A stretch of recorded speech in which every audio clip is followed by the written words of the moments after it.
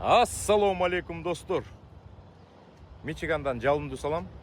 Көчө күнү Чикагода жүрдүк эле. Бүгүн эртең менен уже Мичиганда болуп калдык. Өткөндө бир видеодо айткам, жолго чыгып көрүп келейин деп. Көчө күнү 4-күн болчу, кечке жуук 15:56 деген 23-жылкы фритлайнерди алып алып жолго чыгып кеткем. Мичиганга жүк алып келгенбиз да, бул разминка. 320 эле майыл, $1000 төлөп берген. 26-жылкы трейлерди алганбыз. Азыр эски күндөрдү эстеп атабыз. Трейлердин ичине көчө күнү бир жүк салган. Анан көчө күнү катуу жаан жаган да, анан ошону тазалап коюш керек болду. Көчө күнү дөңгөлөк жылдырдык. Оор жүк экен 44 000. Дөңгөлөктү жылдырып, таразага түшүп, эртең менен келип жүктү тыштап, эски күндөрдү эстеп, жаңы GPS сатып алып, мондай баягы шыпыргыны сатып алып, сейфти бездердин баарын сатып алып, кайра эски күндөрдү эстеп атабыз достор. Мондай трейлердин ичине ар кандай жүктөр салынат. Драйбен деп коет да мунучу. Арбуз салынат, чөп салынат, строй материалдар салынат, тамак аштар салынат. Анан ар кандай жүктөн кийин кирип болуп калат ичичи. Ошону тазалап коюш керек. Азыр щетка менен аз калды, ошону тазалап коебуз. Мен деген көчө күнү жүк алдым $1000. Эртең менен тыштадым. Азыр жүк алам. Лас-Вегасты көздөй кетебиз. Лас-Вегаска жүк $4350 экен. Ошондо мындай грубо санаганда 3,5 күндө гроз где-то 5400 ушун 5450 ушун тегергенде болуп калды. Кудай берсе эмдиги жумада толук иштейбиз, ошондо грозду көрсөтөбүз достор. Мен көбүнчө драйвенде иштегем да, анан Амазонго чыкпайсыңарбы дегенден, жок, көнгөн эле драйвенге чыгам дедим.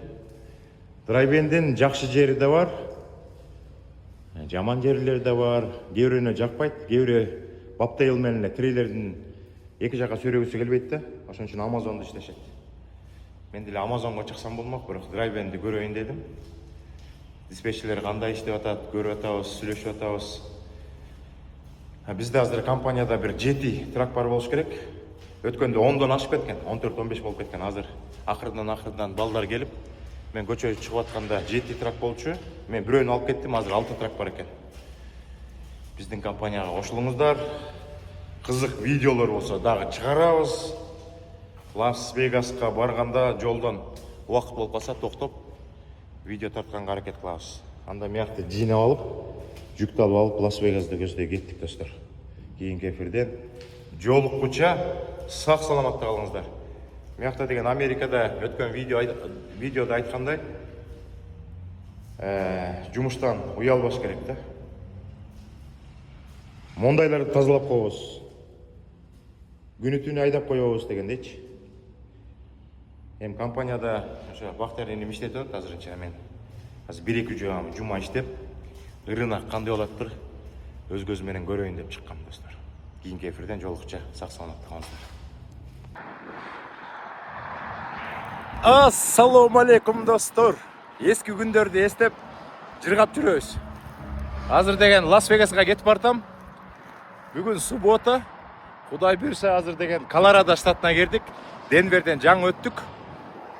Анан жолдо жүрсөк дагы убагында токтоп намаз окуп атабыз. Намазды любой жерден окуса болот достор.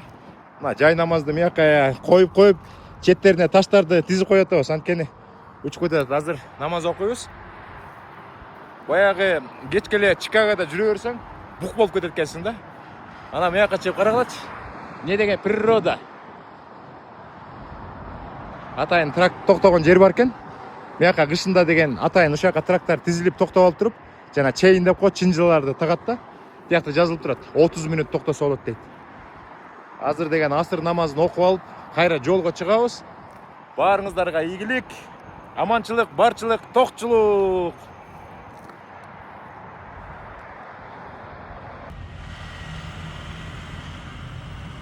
Мекендешибиз кетти пикап трак менен. Ассалому алейкум достор. Кандай турасыздар? Невада штаты. Кечинде ушул жакта түнөдүк. Абдан бир кызык окуя болуп атат. 2024-жылы мен как раз трактан кетем дегенде Неваданын ушул жеринен чечимди чыгаргам да. Анан карабайсыңарбы? Как раз тракка чыкканда кайра 1-2 жумага. Как раз ушул жерге түнөп калып атам да. Невада штаты тала. Тигинден кетет талалардын баары. Кичинекей чакан эс алуучу жер экен. Могул жерде чоң жол кетет. Ушул менен Лас-Вегасты көздөй кетебиз. Трактор кетип атат, жаңы таң атып атат. Эртең менен эрте туруп багымдат намазын окуп алып, сулуулуктарды көрүп суктанып атабыз. Күн чыгып атат. Как раз ушул жерге келип 24-жылы дрон учуруп, видео тартып, ана мекендештерге айтканда, мен трактан кетейин деп чечим чыгардым деп. 2 жылдан кийин кайра трак отуруп ушул жерге келип калып атабыз. Трак эс алды, Кудай буйрса. Жакшы трак экен. Биз өткөндө 23-жылкы 4 трак алып келгенбиз. Азыр 3 жолдо, бирөө офисте турат. Достор, жакында Amazon'да Prime башталат. Азыр мага дагы көптөгөн мекендештер чалып атат, инилер чалып атат. Башка штаттан чалып атат, Иллинойстан чалып атат. Алмаз байке трактор барбы? Amazon'дун Prime'ында иштеп алалы деп. Prime дегенди билесиңер? Баягы төлөнүүчү акча көтөрүлөт. 2 эсе 3 эсеге чейин көтөрүлүп кетет. Ошондо колдонуп алыш керек. Бизде дагы азыр компанияда трактор бар, келип Amazon'го иштеп колдонуп алыңыздар. Азыр көптөгөн мекендештерге келбеди. Иллинойс штатында жашаган мекендештерге да келди. 10-июнга чейин праваңарды алып келип, СДЛ праваны алып келип, жөнөкөй жеңил машинанын правасын алмаштырып кеткиле деп.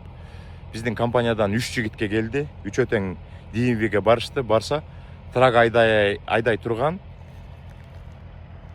праваларын алып алышты. Анан жеңил машинанын правасын берип коюшту.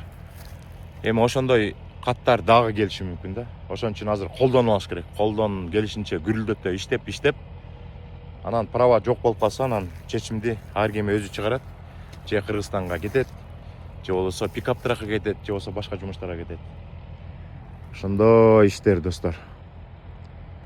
Кечинде келгенде 3 эле трак бар болчу, эртең менен турсам, уже трактор толуп калыптыр, азыр жолго чыгып атат. Мен Лас-Вегаска 6 сааттык жол калды. Бирок бүгүн дем алыш 1 күн убактым бар да. Азыр чыксам болот, түштө чыксам болот, кечке жук чыксам болот. Понедельник күнү эртең менен 7-де жеткизебиз дагы, башка жүк алып кетебиз. Эх, чиркин жашоо, достор. Текта, көрдүңөрбү? FedEx келтет. FedEx'ин трагы 3 трейлер сүйрөп бартат. Биз болсо мондай 1 трейлер сүйрөйбүз, кээ бирлер дабл, трипл деп коет, 2 трейлер, 3 трейлер сүйрөшөт. Эх, чиркин жашоо дейт. Ошондой чакан маалым алып калды. Игилик, аманчылык, барчылык, токчулук дегендей. Аман эсен болсок бардыгы болот. Эми трак жумушу бирде өйдө болуп турат, бирде ылдый болуп турат. Эң негизгиси трак бузулбаса да жакшы да. Биздин компанияда дагы 2 трак өткөндө бузулган, бирөөнүн коробкасы Индиана штатынан сүйрөп келип азыр понедельник күнү жасайбыз. Расход 3,5 миң кетет. Анан дагы бир трагыбыз Юта жакта уже 4 күн болуп кетти. 5-күн болуп бартат го дейм. Бир американецтерге киргиздик, тоинг менен апарып.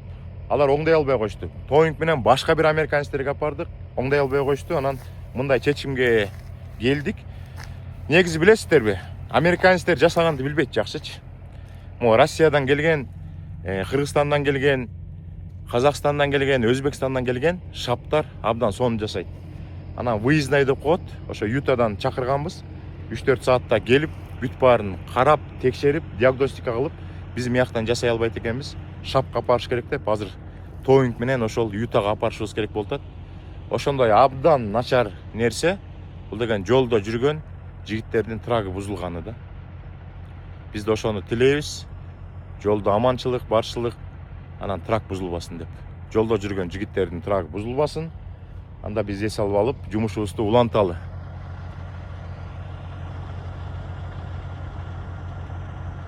Азыр мен номерди жазып коем. ошого чалыңыздар. Биздин компанияга келип орношуп Amazon'дун Prime'ын колдонуп алыңыздар.